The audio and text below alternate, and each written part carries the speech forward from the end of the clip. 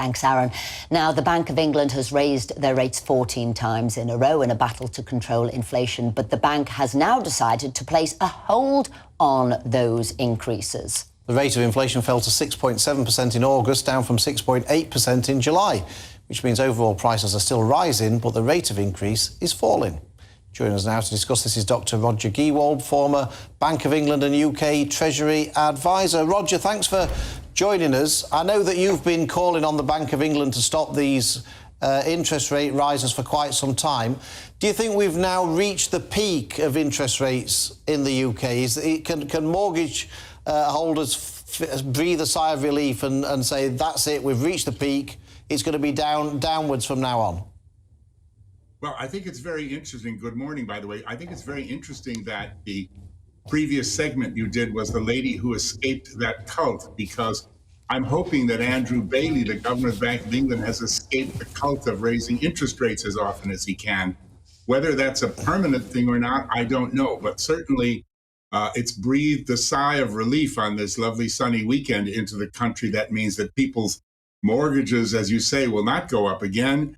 And equally as importantly, the rental market will not suffer further. It's been worse than the mortgage market, with rents rising like skyrockets. And of course, businesses will see their borrowings level off for now. And I simply hope that they don't need to raise it again. I've been against it from the start. It's kind of like being happy that a serial killer only murdered 6 people, you know. It never should have happened, and I hope it stops.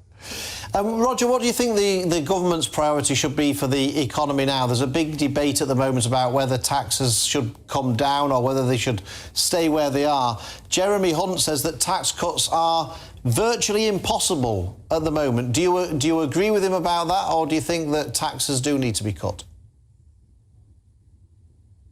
It depends on what tax one is talking about. I think it's very clever, and as with quite a lot from Mr. Hunt and the government, what one sees is that the rates don't actually go up, but there are what they call stealth taxes, where they increase the net, so more people fall into tax. So yeah, he's not going to cut the rate. But he certainly could roll back on some of the stealth tax measures that he put in place, which has increased the government's tax take tremendously.